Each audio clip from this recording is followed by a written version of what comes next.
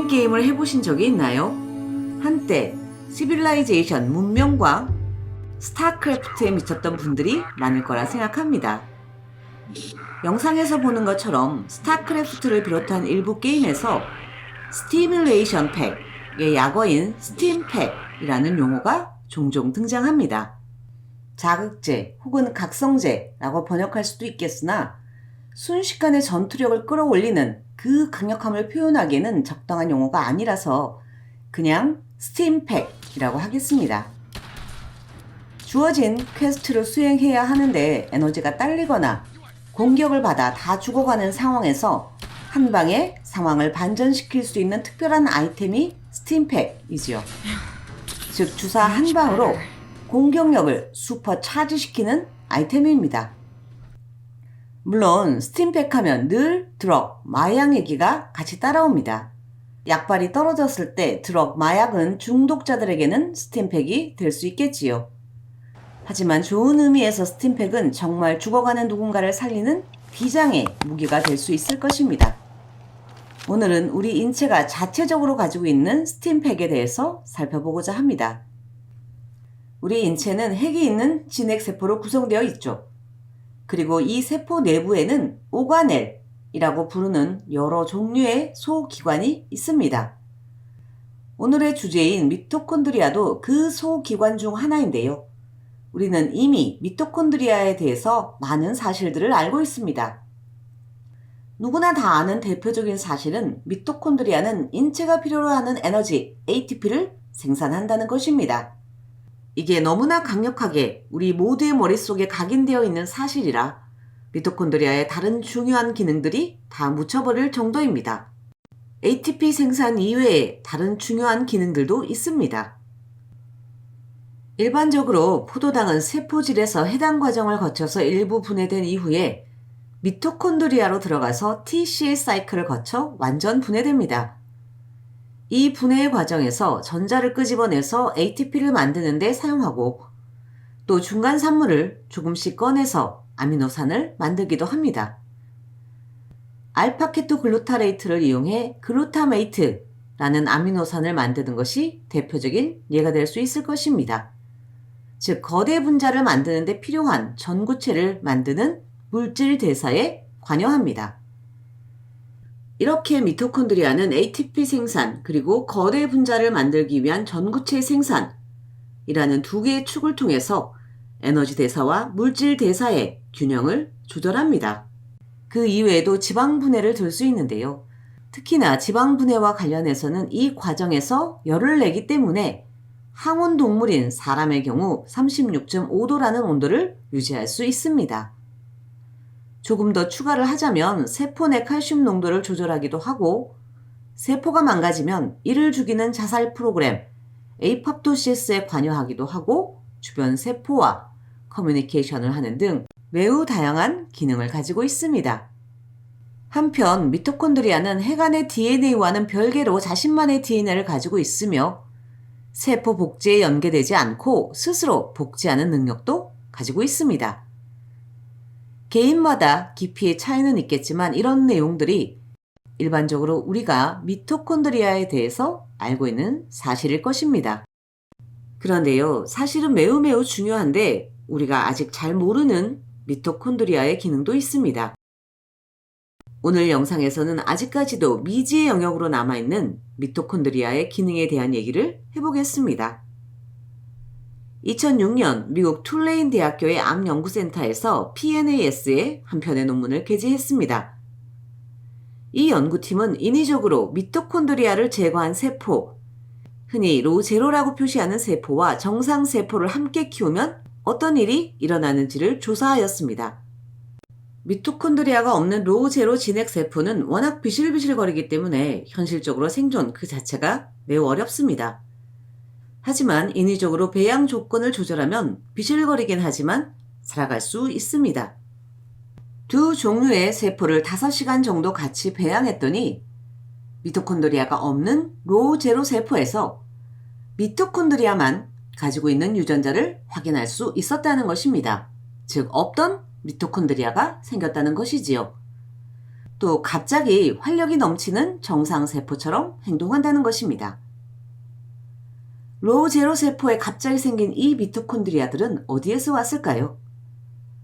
논문 제목에서 볼 수 있는 것처럼 정상세포에 있던 미토콘드리아가 로우 제로 세포로 이동해서 비실거리던 세포를 구조했다고 추론할 수 있습니다. 이 구조는 대사에 필요한 물질 생산도 있겠지만 긴급하게는 산소를 이용한 호흡을 통해 충분한 에너지, ATP를 제공하는 것이라고 할 수 있을 것입니다.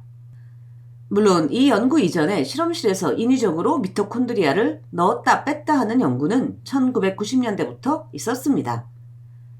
그런데 이 논문에서는 미토콘드리아가 자연적으로 어떤 상황이 주어지면 다른 세포로 이동해서 스팀팩의 역할을 할 수 있다는 것을 보여주고 있습니다. 그런데요, 미토콘드리아가 어떻게 세포막을 뚫고 나와서 다른 세포로 이동할 수 있으며 또 왜 이동하는 것일까요? 어떻게 이동하는가에 대한 답을 찾기 위해서는 미토콘드리아의 태생, 즉 근원을 돌아볼 필요가 있습니다. 미토콘드리아의 기원은 수십억 년 전에 살았던 박테리아입니다. 이 박테리아가 세포 내부로 들어와서 15억 년 넘게 진핵세포와 공생한 결과지요. 이렇게 박테리아가 세포 내부로 들어올 수 있다면 나가는 것도 어렵지 않을 것입니다. 이런 측면에서 보면 태생이 박테리아인 미토콘드리아가 다른 세포로 이동한다는 것은 어찌 보면 특별한 일이 아닐 수도 있을 것입니다. 현재까지 영상에서 보는 것처럼 세포와 세포 간에 터널을 만들어 이동하거나 세포 밖으로 배출되면서 세포막에 둘러싸여 보다 쉽게 다른 세포로 들어가거나 이도저도 아니면 자유로운 보트처럼 이동하는 세 가지 방법이 확인되었습니다. 지금 보는 그림은 실제 미토콘드리아의 이동을 사진으로 찍은 모습입니다. 위쪽에 있는 세포는 줄기세포의 일종인데 여기에서부터 길게 나노튜브를 통해 아래쪽의 T세포와 연결되어 있는 것을 볼 수 있습니다. 즉 터널을 만든 것이지요. 이 터널 안에 있는 붉은색으로 표시된 것이 미토콘드리아인데요. 줄기세포에서 T세포로 이동하고 있습니다. 즉 미토콘드리아의 이동에 관한 세 가지 방법 중에서 터널을 만들어 이동하는 방법은 태생과 무관하게 공생 이후에 나타난 보다 적극적인 방법이라고 할 수 있을 것입니다. 두 번째, 왜 이동하는가? 라는 질문에 대해서는 앞서 언급한 2006년의 논문에 일부 답이 있습니다. 세포 간의 미토콘드리아 이동을 통해서 비실비실거리던 세포가 활력을 찾을 수 있다는 것입니다. 미토콘드리아의 이동 방법이 다양하니까 실험실에서 정상세포 또는 로제로 세포의 배양액에다가 순수 분리한 정상적인 미토콘드리아를 넣어준다면 얘들은 자유로운 보트처럼 세포 내부로 이동할 수 있을 것입니다. 그 결과 정상세포는 미토콘드리아가 엄청 많은 슈퍼차지 상태가 될 것이고 비실거리던 로제로 세포는 다시 활력을 찾을 수 있을 것입니다. 이러한 미토콘드리아의 자발적 이동이 실험실의 세포 수준, 인비트로에서만 일어나는 일은 아닙니다. 2016년 네이처 잡지에는 뇌졸중 이후에 별 악교세포에서 뉴런 신경세포로 미토콘드리아가 이동한다 라는 논문이 게재되었습니다. 뇌에는 신경세포 뉴런을 비롯해서 이를 지지하는 여러 종류의 세포가 있는데요. 별 악교세포는 그 중 하나입니다. 이 논문에서는 뇌졸중을 유발한 쥐의 뇌의 별 악교세포로부터 미토콘드리아가 이동해서 뉴런이 망가지는 것을 막는다는 결과를 제시하였습니다. 더불어 세포와 세포 간의 미토콘드리아 이동에 세포가 원래 가지고 있는 CD38 분자와 칼슘 신호 전달이 연관되어 있다는 것을 실험적으로 증명하였습니다. 이는 공생의 과정에서 나타난 진화의 산물일 것입니다. 이 결과를 토대로 연구진은 세포 수준을 넘어 포유류라는 개체 내에서 세포와 세포 간의 미토콘드리아 이동이 세포 간의 신호 전달의 한 방식이며 동시에 이 미토콘드리아 이동이 내부적 신경 보호와 회복의 기작이라고 제시하고 있습니다. 즉 어떤 세포가 내가 지금 망가져가고 있어 라고 긴급 신호를 보내면 주변 세포들이 알아서 긴급하게 미토콘드리아를 보내서 구조한다는 것이지요. 이러한 현상은 우리 인체가 손상 이후에 스스로를 치유하고 회복하는 과정에 미토콘드리아가 결정적인 역할을 한다는 것을 의미할 것입니다. 이 논문 이후에 살아있는 개체에서 미토콘드리아의 이동은 다양한 세포 간에 일어나고 있다는 것이 지속적으로 확인되고 있습니다. 피부에 상처가 생기면 정상세포를 만들고 혈관을 생성해야 합니다. 이 그림은 그 과정에 관여하는 세포들에게 힘내라 라면서 미토콘드리아를 공급하는 것을 보여주고 있습니다. 또 다른 연구를 통해서 침투한 박테리아를 잡아먹는 세포들에게도 미토콘드리아의 공급이 이루어진다는 것이 확인되었습니다. 이뿐만이 아니겠지요. 면역세포의 분화 촉진에 필요한 세포 등등에도 미토콘드리아의 공급이 확인되었습니다.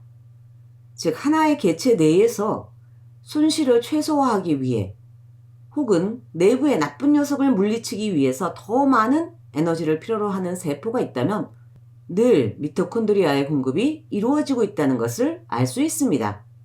어찌 보면 미토콘드리아 이동을 통한 자체 치유, 회복 능력은 매일매일 내 몸 안에서 일어나고 있는 일이라고 할 수 있을 것입니다. 그렇다면 뇌졸중이 일어난 쥐의 뇌에다가 미토콘드리아를 왕창 집어넣을 수만 있다면 뇌졸중으로 인한 신경세포의 손실을 최소화할 수 있을 것입니다. 그런 연구가 있었습니다. 2023년 뇌경색을 유발한 쥐의 동맥에다가 정상 미토콘드리아를 왕창 주입했더니 뇌신경세포 손상이 현저하게 줄어든다는 연구 결과가 제시되었습니다. 영상에서 보면 뇌졸중으로 인한 뇌신경세포 파괴 범위가 미토콘드리아를 주입한 경우 현저하게 줄어든 것을 볼 수 있습니다. 즉 미토콘드리아를 치료제로 사용할 수 있다는 것입니다. 이렇게 미토콘드리아를 치료제로 사용하는 것은 암이나 급성 폐렴으로 폐세포가 망가지는 경우에도 적용될 수 있을 것입니다. 이 방법은 아직까지는 실험 단계에 불과하지만 언젠가는 뇌졸중의 후유증을 최소화하거나 암을 치료하기 위해서 사용될 수 있을 것입니다.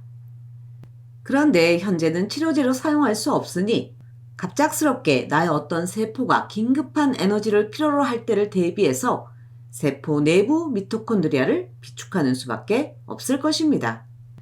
사실 우리 개개의 세포는 상태에 따라 세포 종류에 따라서 미토콘드리아 수가 천차만별입니다. 분화가 끝난 적혈구는 미토콘드리아가 없지만 늘 엄청난 일을 하고 있는 간세포는 세포당 평균 2,000개 정도가 있습니다. 근육세포는 사람마다 개인의 부위마다 너무나도 다릅니다.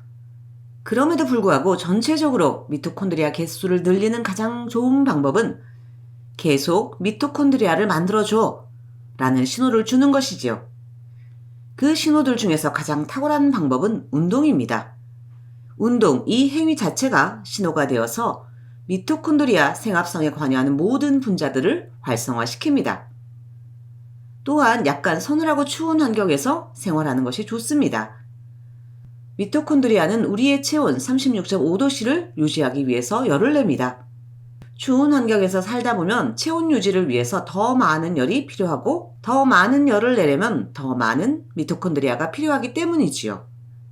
더불어 미토콘드리아가 먹고 살 수 있는 적당한 영양소는 당연한 것입니다. 지금까지 살펴본 것처럼 미토콘드리아는 우리 인체에 문제가 생겼을 때 이를 해결할 수 있는 내재된 스팀팩입니다. 이 스팀팩을 많이 비축하는 비결은 운동이지요. 위급할 때를 대비해 지금 당장 미토콘드리아 비축을 위해 달리러 나가는 것은 어떨까요? 지금까지 불량엄마 과학수다 미토콘드리아 어디까지 알아? 이었습니다.